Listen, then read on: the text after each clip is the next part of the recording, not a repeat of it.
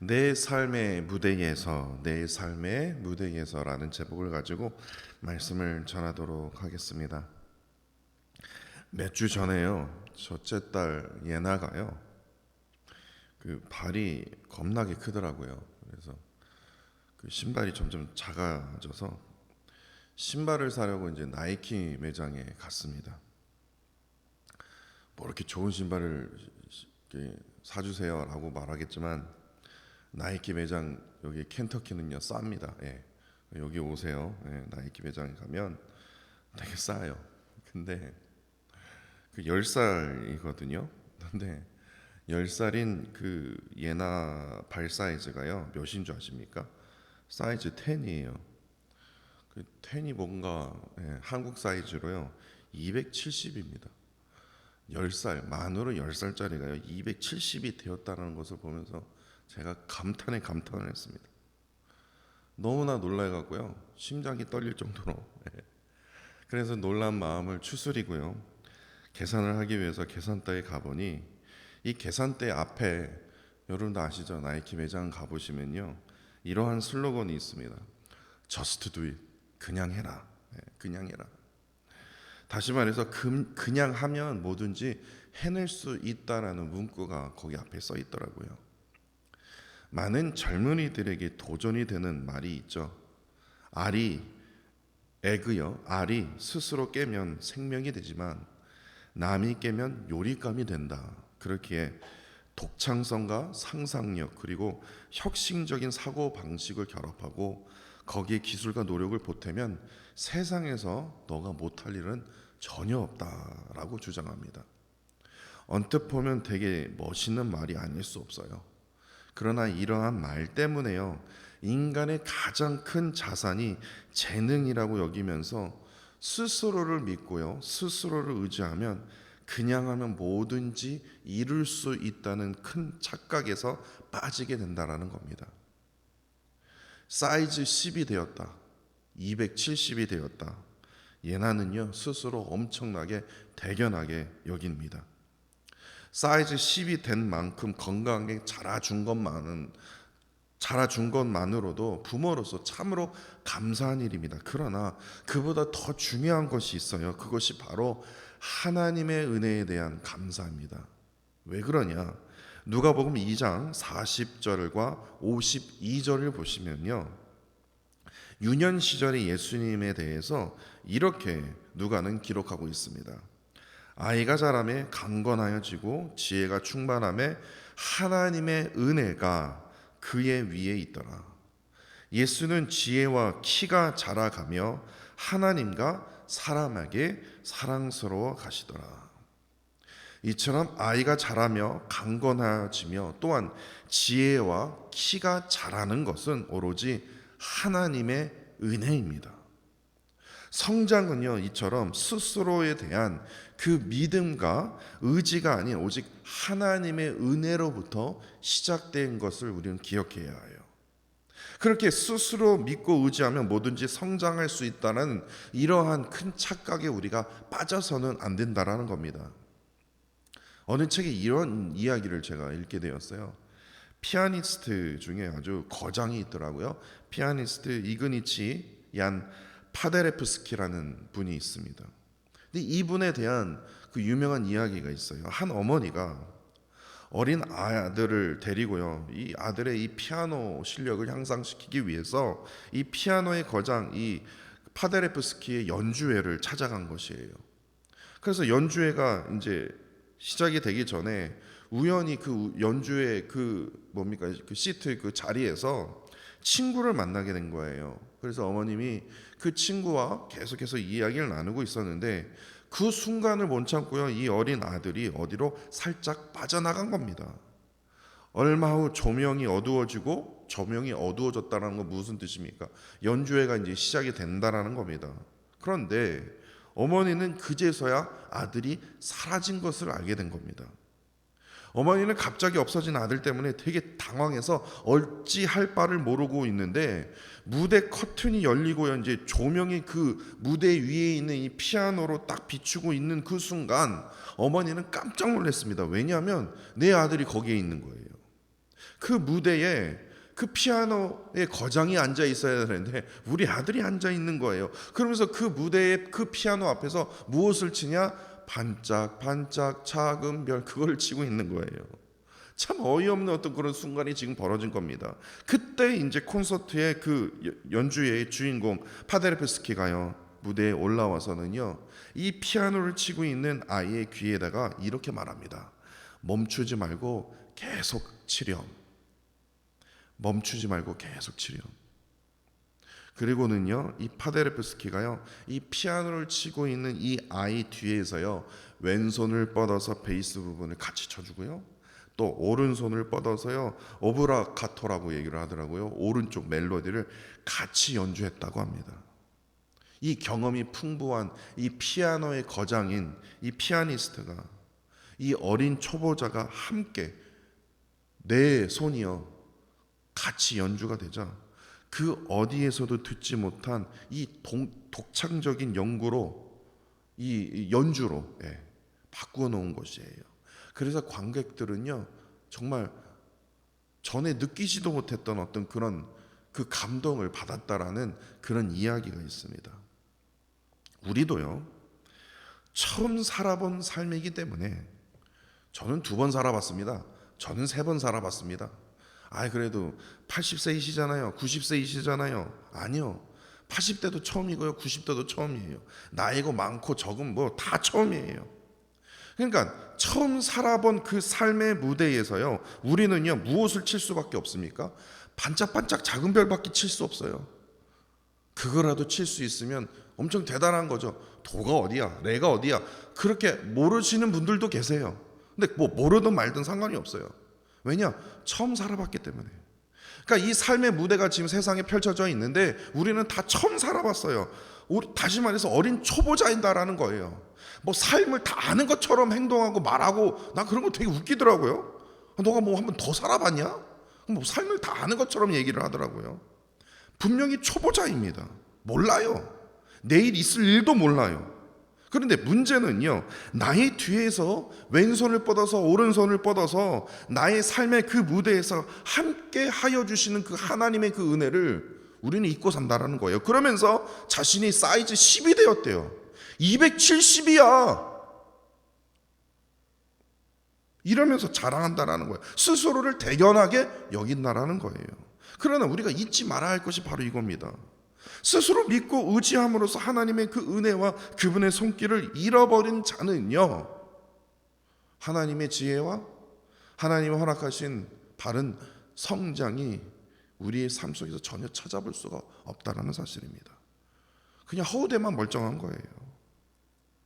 나의 삶의 무대에서 하나님이 함께 해주신다면, 그로 인해서 우리의 입에서 나오는 찬양이 나를 향한 찬양이 아니라 하나님을 향한 찬양이 되어진다면, 하나님의 놀라운 지혜와 영적인 성장을 우리의 삶 속에서 체험할 수 있다는 겁니다. 나를 위해서 행하시는 그 하나님, 나를 위해서 일하시는 그 하나님, 나를 위해서 뜻하시고 계획하신 그 일들을 하루하루 목격하게 된다면 우리 입에서 어떠한 고백이 터져 나올까요?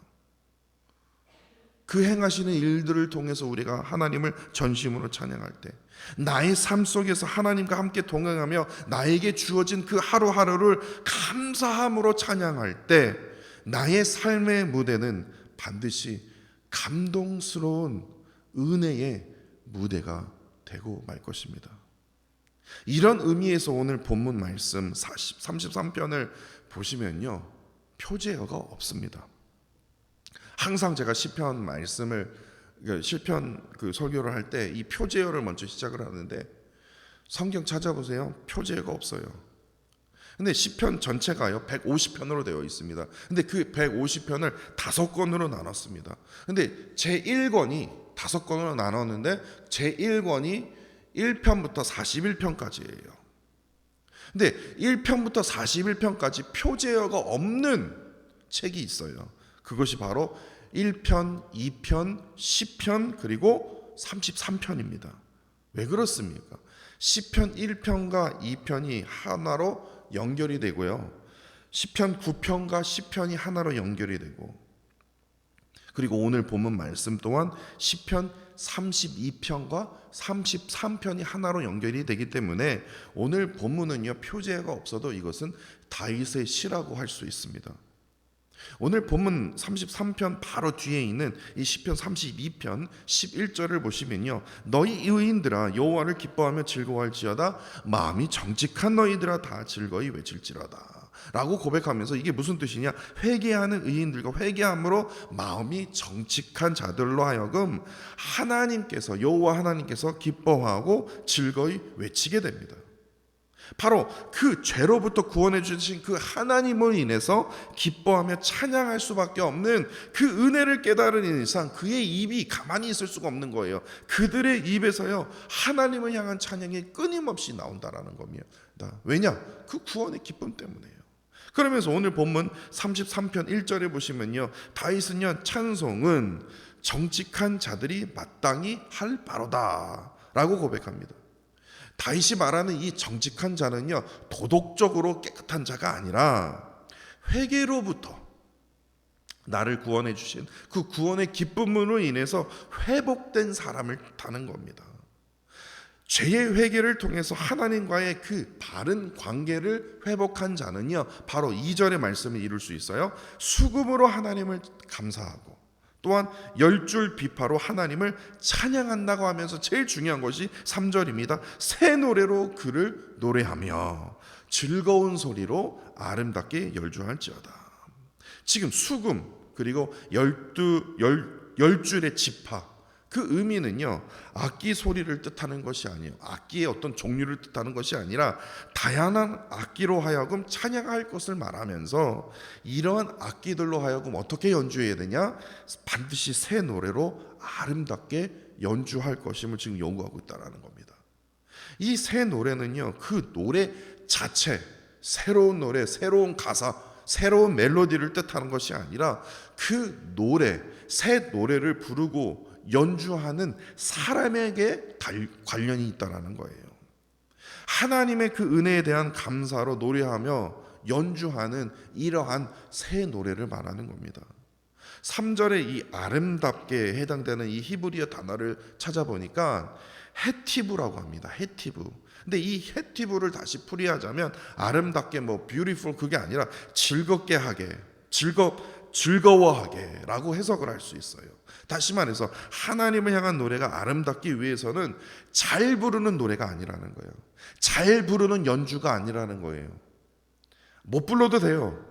못 불러도 마음속 깊이 터져나오는 기쁨으로 부르는 그 아름다운 노래와 연주를 지금 3절이 뜻하는 겁니다.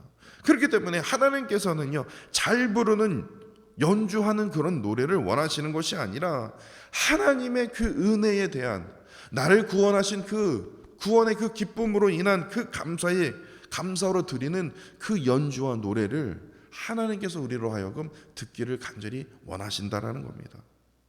이어서 다윗은요, 새 노래를 받으실 그 하나님에 대해서 그가 깨달은 하나님의 그 말씀과 행동과 성품에 대해서 이렇게 고백하고 있습니다. 4절에요. 하나님의 말씀은요, 제일 먼저 정직합니다. 그리고 행동은 진실합니다. 5절에 성품은 공의와 정의를 사랑하며 인자하심이 세상의 충만함을 고백하고 있습니다. 그리고 6절과 7절에서요, 말씀으로 혼돈한 세상을 질서로 이루시는 창조의 하나님을 찬양하고 있어요. 느끼고 있다라는 겁니다. 다시 말해서 다윗이 지금 매 순간마다 경험하고 체험했던 하나님은 한 가지로 표현하지 않았다라는 거예요. 늘 새 노래로 연주하고 노래를 했는데, 정직하고 진실하고 공의와 정의와 인자하심과 질서를 행하시는 그 하나님을 경험했고 체험했기 때문에 그의 입에서는 늘 새 노래로 하나님을 찬양할 수밖에 없는 거예요. 전심으로 하나님을 찬양할 수 있었던 것이에요. 그러면서 다윗은 이어서 자신이 찬양하는 그 새 노래를 통해서 하나님께서 무엇을 행하시냐? 새 일을 행하신다라는 거예요. 나를 통해서 엄청난 새 역사를 행하신다라는 거예요. 8절로 11절을 보시면요, 온 땅과 세상의 모든 거민들이 하나님을 두려워하게 되는데, 그 이유가 9절에서요, 하나님께서 말씀하시고 명령하신 대로 그대로 이루어진다라는 겁니다. 이를 통해서 하나님께서는 나라들의 계획을 폐하시고 민족들의 이 헛된 사상, 우상을 무효로 만드신다라는 거예요. 그러면서 다윗은 하나님의 이 계획을 뜻하는 이 새 계획은 대대에 이르도록 영원할 것임을 지금 다윗은 찬양하고 있어요.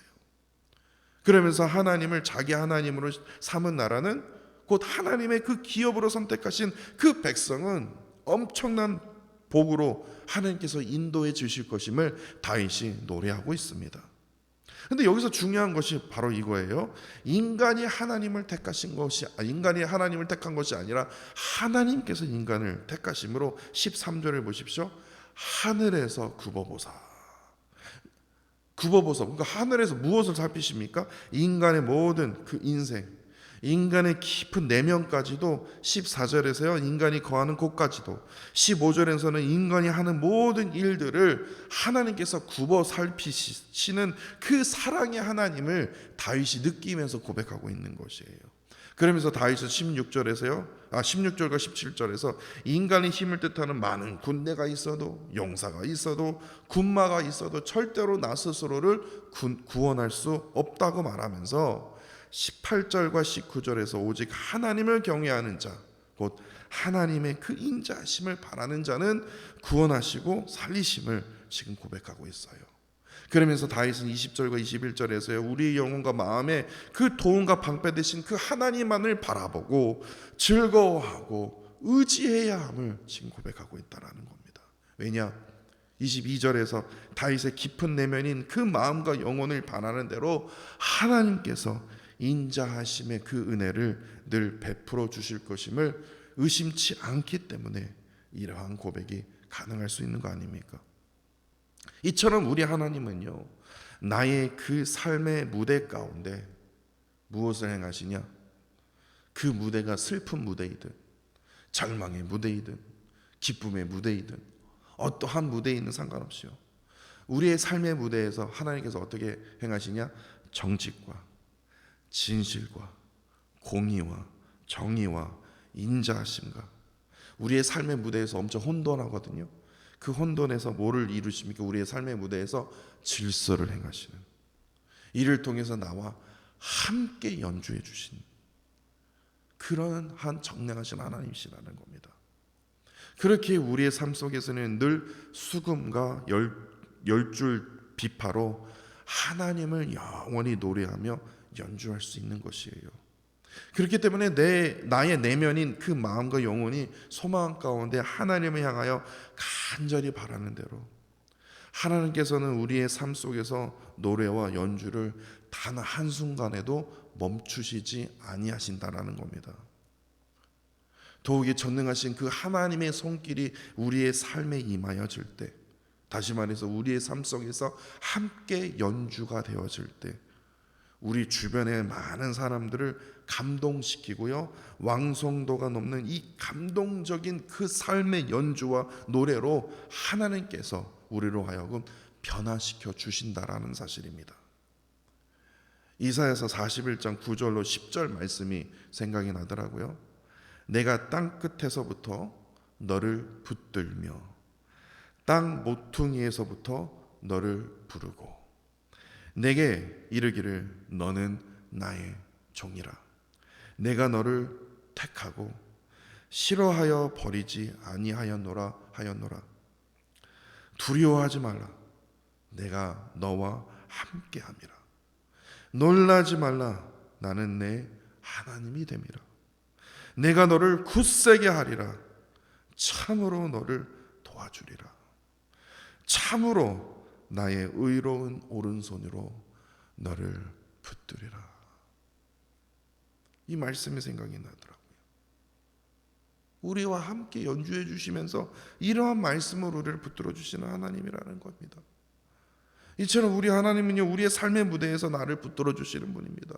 불러주시고 택하여 주시고 함께하여 주시고 굳세게 하여 주시고 도와주시고 우리를 이끌어 주시는 이러한 사랑의 하나님이심을 우리는 잊지 말아야 됩니다. 이를 통해서 하나님께서는 우리로 하여금 세상에서 승리하도록 놀라운 지혜와 영적 성장을 허락하시는 그러한 사랑의 하나님이시라는 겁니다. 이번 주에 제가 특별히 참으로 은혜를 받았던 찬양이 있었습니다. 진짜 그야말로 일주일 내내 들었어요. 이 찬양만 들었어요. 이 어노인팅 앨범에요, 예수가 보이네라는 찬양입니다. 그 찬양의 그 가사 중에 제가 내일 주일에 이거에 대한 좀 더 말씀을 드릴게요. 근데 이 찬양의 가사 중에 예수로만 살려고 몸부림치며 세상과 싸워 나가는 우리의 모습 속에 예수가 보이네라는 가사가 있어요. 그 가사가 얼마나 감동이 되고 도전을 주는지 모릅니다. 지금 세상을 보십시오. 얼마나 진짜 악하다라고 말하기가 부끄러워요. 너무나 악합니다. 무서워요. 세상에 우리 새끼도 어떻게 세상에 보낼까? 세상에 어떻게 독립시킬까? 걱정이 될 정도로 너무나 악합니다. 지금 이러한 세상에 살고 있는 우리 모두에게 이 가사가 참으로 필요하지 않습니까? 예수로만 살려고 몸부림치며 세상과 싸워가는 우리의 모습 속에 예수 그리스도가 보이네. 이러한 고백이요, 정말 나왔으면 좋겠다라는 겁니다. 나의 모습 속에 예수의 흔적을 보이기 위해서, 나는 사라지고요 오직 예수 그리스도만 남기기 위해서는 어떻게 합니까? 말씀과 기도로 우리는 몸부림쳐야 된다는 겁니다. 세상과 그 말씀과 기도로 우리는 싸워 나가야 된다는 겁니다. 이러한 모습을 하나님께서 우리에게 진정으로 원하시기 때문에 우리의 삶의 무대에서 하나님의 권능의 그 왼손과 오른손을 뻗어서 우리와 함께 우리의 삶의 무대에서 어떻게 합니까? 같이 연주해 주신다는 거예요. 그런데 우리는 계속해서 나 사이즈 10이야, 나 사이즈 271이니까 필요 없어요 라고 말하는 우리의 인생이 아닙니까? 나의 삶 속에서 하나님의 그 정의와 진실과 공의와 정의의 그 인자하심과 혼돈에서 질서를 나타내시는 그런 참된 하나님의 그 은혜를 느끼고 체험하시는 저와 사랑하는 성도 여러분들이 되시기를 간절히 원합니다. 기도하겠습니다. 나를 붙들어 주시고 나를 불러 주시고 나를 택하여 주시고 나와 함께 하여 주시고 나를 굳세게 하여 주시고 나를 도와주시는 전능하신 그 하나님의 그 강한 손길을 이 시간 허락하신 말씀을 통해서 깨닫게 하여 주신 하나님의 은혜에 감사를 드립니다.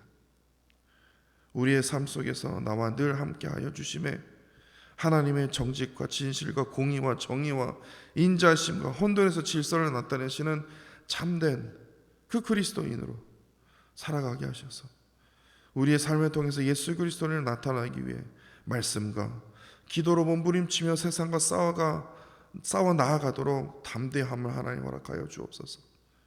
특별히 우리 모두를 굽어 살피심으로 하나님의 새 일을 허락하여 주셔서 주께서 명령하시고 허락하신 모든 일들이 온전히 순종함으로 모두 이루어지게 하시고 이를 통해서 하나님의 나라가 더욱더 확장되는 그날까지 끝까지 믿음으로 나아가는 저희들이 되도록 힘과 용기를 하나님 부어 주옵소서.